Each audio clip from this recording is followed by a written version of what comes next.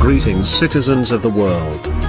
It was reported that moderate Syrian rebels that the United States is planning on arming and training to fight against ISIS, or IS, or ISIL, or whatever, have signed a non-aggression pact with none other than ISIS, or IS, or ISIL, or whatever. This is not new. The United States has been arming these very same rebels, even when they were openly aligned with ISIS and Al-Qaeda, for over a year.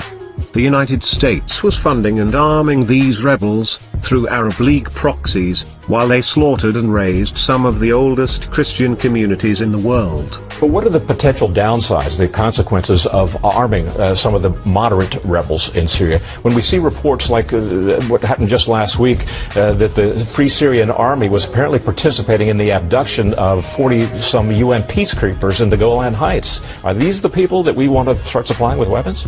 Well, two different things, in the Ukraine and in Syria.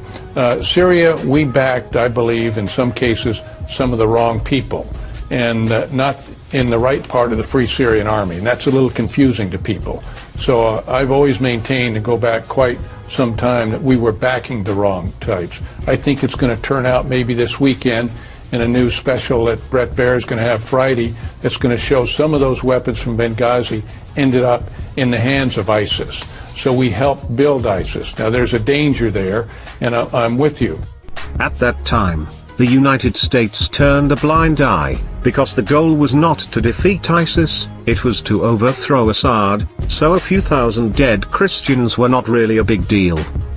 Then ISIS did the unimaginable. They threatened the United States and other Western oil interests in Erbil, Iraqi Kurdistan's oil hub. Then the bombing began. Yes. They lied to the public on their corrupt corporate-paid mainstream media, by saying they were going to save innocent Yazidis trapped on a mountain, which they curiously called Christians. All the while, the airstrikes were actually targeting militants that were on the verge of taking over Erbil's oil distribution hub.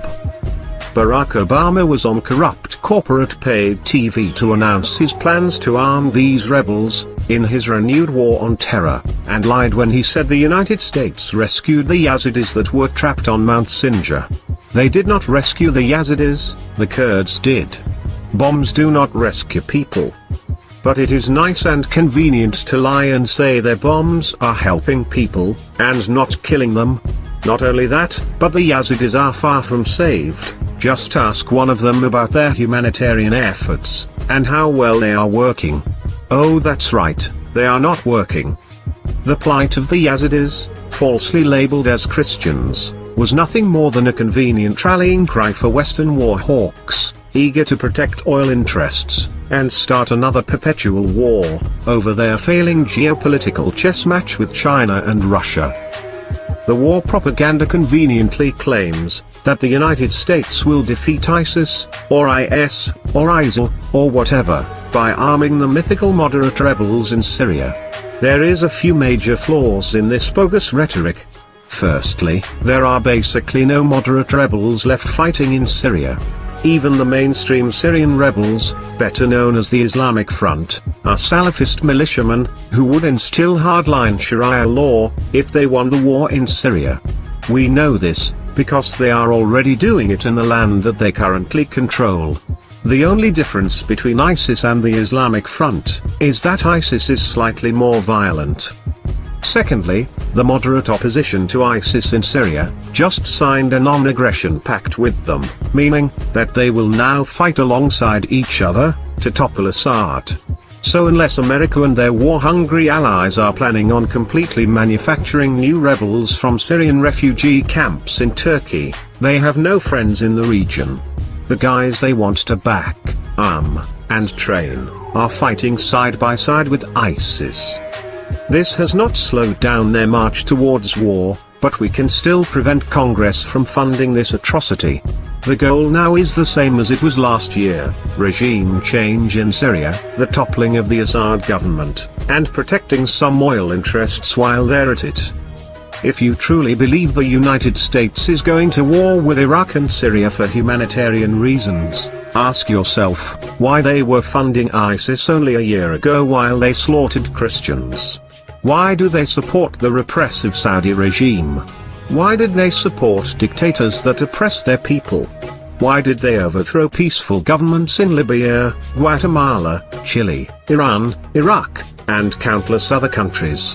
Why do they arm the Israelis who use their weapons to bomb children in Gaza? For humanitarian purposes? Or for money, power, and influence?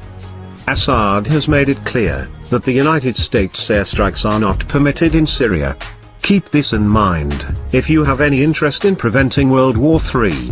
Syria has a mutual defense pact with Iran, and Iran is under the protection of Russia and China. We do not think the world wants to go to war over a manufactured crisis of America's making, but it will, if it is pushed to that point. We are anonymous. We are legion. We do not forgive. We do not forget. To the corrupt corporate paid United States officials, we see you are walking on very thin ice. Let's see how long will the ice holds out. Until then, expect us.